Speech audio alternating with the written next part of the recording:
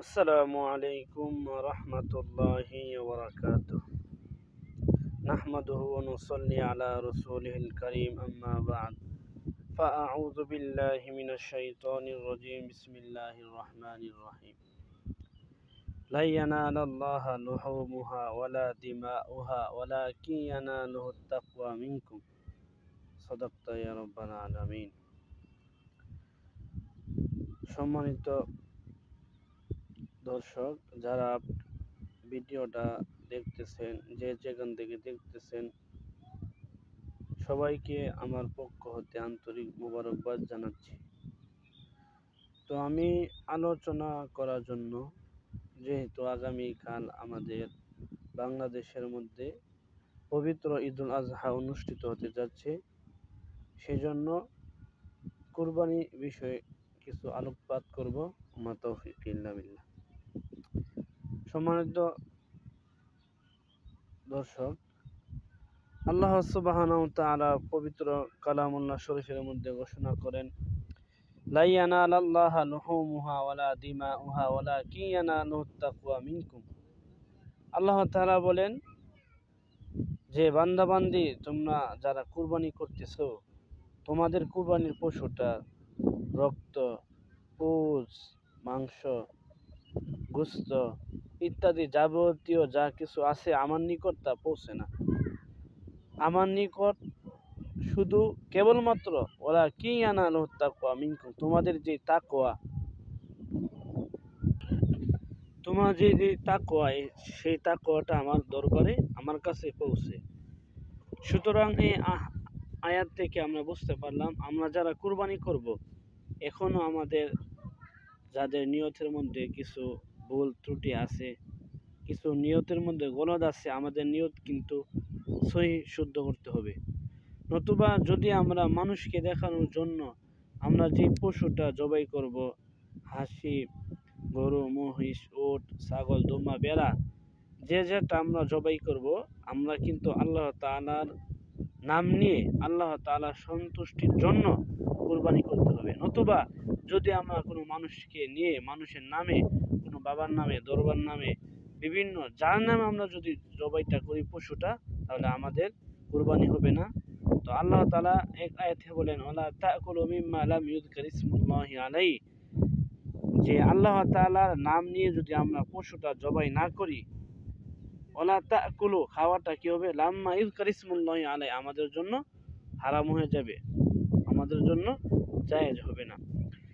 তো সম্মানিত দর্শক, আমি আপনাদেরকে বলবো যে যেখান থেকে আমার ভিডিওটা দেখতেছেন, আপনাদের নিকট উদারত আহ্বান রেখে বলবো, আমরা যে পশুটা জবাই করব, আল্লাহ তাআলার নাম নিয়ে করব, এবং আমরা কখনো এরকম অহংকার করব না যে আমরা যে গরুটা ক্রয় করছি, এই গরুটা অনেক বড়, এই গরুটার গোশত আমরা খাবো, আমরা মানুষের সাথে গর্ববোধ করব না। অবশ্যই আমরা যে প্রাণীটা কোরবানি করব, অবশ্যই আমরা খাবো, কিন্তু আমাদের নিয়ত, আমাদের তাকওয়া কেবলমাত্র আল্লাহ তাআলা সন্তুষ্টির জন্য হতে হবে। অনেকে আছে সমাজের মধ্যে কুরবানিকে বিশ্বাস করে না, কুরবানিকে অস্বীকার করে। কুরবানি, অসংখ্য হাদিসের মধ্যে কুরবানি বিষয়ে হাদিস আছে। এর মধ্য থেকে একটি হাদিস হলো, দহা রাসূলুল্লাহ সাল্লাল্লাহু আলাইহি ওয়াসাল্লাম আন নিসাইহি বিল বাকর। নবী করিম সাল্লাল্লাহু আলাইহি ওয়াসাল্লাম আম্মা জান আয়েশা রাদিয়াল্লাহু আনহা পক্ষ হতে কুরবানি দিতেন। এই হাদিস দ্বারা প্রমাণিত হয়ে যায়। সুতরাং যারা সমাজের মধ্যে বলে কুরবানি বলতে কোনো কিছু নাই, কুরবানি বলতে কোনো কিছু নাই, আমি তাদেরকে বলবো, আপনারা ভুলের মধ্যে আছেন। আপনারা কুরবানি বিষয়ে অবগত হন, যেটা না বোঝেন আলেমদেরকে জিজ্ঞাসা করুন, আলেমদের থেকে এটা কিভাবে কুরবানি করলে হবে, না করলে কি হবে, এটা কি জায়েজ হবে কিনা, সেই সংক্রান্ত বিষয়ে তাদের কাছ থেকে জেনে নেবেন। তো সম্মানিত দর্শক, আলোচনা লম্বা করব না। আগামীকাল অনুষ্ঠিত হতে যাচ্ছে আমাদের বাংলাদেশের মধ্যে ঈদুল আজহা। তো আমরা ঈদুল আজহা নামাজটা পড়ব। ঈদুল আজহা নামাজ ওয়াজিব, প্রত্যেক মুসলমান পুরুষের উপর ঈদগাহের মাঠে নামাজটা আদায় করবেন। আর যদি দিনের অবস্থা, আকাশের অবস্থা খারাপ হয়, তাহলে আপনারা মসজিদের মধ্যে নামাজটা পড়তে পারবেন। তো আমরা বৎসরে দুইটা নামাজ পড়ে থাকি, একটা হলো ঈদুল আজহা, ঈদুল ফিতর। তো অনেকে আমরা ঈদুল আজহা নামাজটা কিভাবে পড়ব, ঈদুল ফিতর নামাজটা কিভাবে পড়ব একটু পেছ লেগে যায়, যেহেতু এটা বাৎসরিক দুইটা নামাজ আমাদের সামনে চলে আসে। তো আমরা নামাজটা কিভাবে পড়ব তার দিকে আমরা একটু কেয়ার করলে বা একটু চেষ্টা করলে আমাদের জন্য সহজ হয়ে যাবে। তো সম্মানিত দর্শক, আমরা ঈদের নামাজটা কিভাবে পড়ব আমি কয়েক মিনিটে মাসালাটা বলে দিই। আপনি যখন পবিত্র ঈদগাহে মাঠে যাইবেন, যাওয়ার পর আপনি এভাবে নিয়ত করবেন যে আমি আল্লাহ তাআলার সন্তুষ্টির জন্য 2 রাকাত ওয়াজিব নামাজ তথা ঈদুল আজহার নামাজ এই ইমামের পিছনে ইক্তেদা করলাম।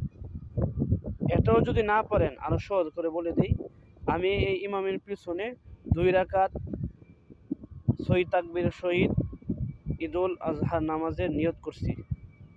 অথবা এটাও যদি না পারেন, পেছ লেগে যায়, এটাও বলবেন এই ইমাম সাহেবের যেই নিয়ত আমার সেই নিয়ত, এরকম যদি বলেন তাহলে হয়ে যাবে। 1 নম্বর। 2 নম্বর বিষয় হলো, আপনি যখন হাত উঠাবেন, ইন্নী ওয়াজ্জাহতু ওয়াজহিয়া লিল্লাযী ফাতারাস সামাওয়াতি ওয়াল আরদা হানিফা ওয়া মা আনা মিনাল মুশরিকিন, এটা পড়বেন, নিয়ত করবেন। নিয়ত করার পর যখন তাকবীরে তাহরিমা বাঁধবেন, আল্লাহু আকবার বলার পর সানা পড়বেন, সুবহানাল্লাহুম্মা ওয়া বিহামদিকা ওয়া তাবারাকা ইসমুকা ওয়া তাআলা জাদ্দুকা ওয়া লা ইলাহা গায়রুক। তারপরে কি হাত ছেড়ে দিবেন। হাত ছেড়ে দেওয়ার পর আল্লাহু আকবার একবার বলবেন, আল্লাহু আকবার আরেকবার বলবেন, 2 বার আল্লাহু আকবার, 3 বারের মাথার বুকের মধ্যে হাত বেঁধে দিবেন। বেঁধে দেওয়ার পর আউযু বিল্লাহি মিনাশ শাইতানির রাজিম বিসমিল্লাহির রহমানির রহিম বলবেন, সূরা ফাতিহা পড়বেন, অন্য একটা সূরা মিলাইবেন। মিলানোর পর রুকুতে যাইবেন, যাওয়ার পর রুকু তাসবিহ পড়তে হবে। রুকুতে ওঠার পর ধারাবাহিকভাবে আমরা যে নামাজ পড়ে থাকি সেভাবে নামাজটা পড়তে হবে। পড়ার পর যখন নাকি দ্বিতীয় রাকাতের জন্য আমরা সেজদা থেকে উঠে যাব, উঠে যাওয়ার পর আমরা আউযু বিল্লাহি মিনাশ শাইতানির রাজিম পড়ব। পড়ার পর বিসমিল্লাহির রহমানির রহিম বলিয়া সূরা ফাতিহা পড়ব। সূরা ফাতিহার পর সূরা একটা মিলাবো। মিলানোর পর রুকুতে যাওয়ার পূর্বে, অর্থাৎ রুকুতে যাওয়ার আগে আল্লাহু আকবার হাত ছাড়ব, আল্লাহু আকবার দ্বিতীয়বার হাত ছাড়ব, আল্লাহু আকবার তৃতীয়বার হাত ছাড়ব। চতুর্থ তাকবীরের মাথায় রুকুতে চলে যাব। রুকুতে যাওয়ার পর সুবহানাল্লাহিল আযীম পড়ব, রুকুতে দাঁড়াবো, সেজদা যাব, সেজদার বৈঠক করব, আত্মীয়তা করব, দুরূদ শরীফ পড়ব, দোয়া মাসুরা পড়ব। অর্থাৎ অন্যান্য নামাজের নিয়ে আমরা নামাজটা পড়ে নেব। আশা করি আপনারা যারা যেখান থেকে আমার ভিডিওটা দেখছেন, আপনারা একটু প্রথম থেকে শেষ পর্যন্ত যদি শুনেন ভিডিওটা, মোটামুটি কয়েকটা মাসালা আপনারা অবশ্যই জানতে পারবেন। আর নামাজটা কিভাবে পড়তে হবে আপনারা নামাজটাও ক্লিয়ারভাবে জানতে পারবেন। তো সকলের কাছে দোয়া চাই, সবাই আমার জন্য দোয়া করবেন যেন দুনিয়া থেকে বিদায় হওয়া আগ পর্যন্ত আমি আল্লাহ তাআলার এক সন্তুষ্টির জন্য, নবী করিম সাল্লাল্লাহু আলাইহি সাল্লামকে রাজি খুশি করার জন্য সহি নিয়তে যেন আমি ইসলামের খেদমত করে দুনিয়া থেকে বিদায় হতে পারি। সবাই আমার জন্য দোয়া করবেন। আসসালামু আলাইকুম ওয়া রাহমাতুল্লাহ ওয়া মা আলাইনা ইল্লাল বালাগ।